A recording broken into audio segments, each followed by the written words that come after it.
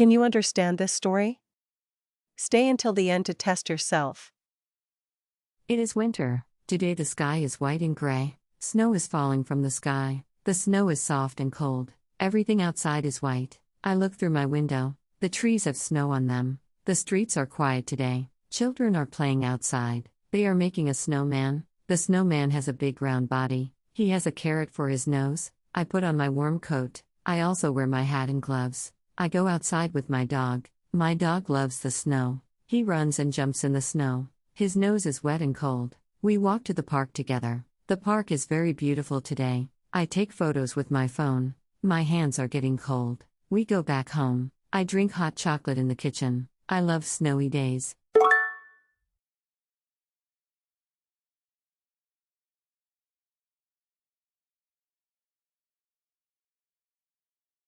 Learn with LingoStories.app.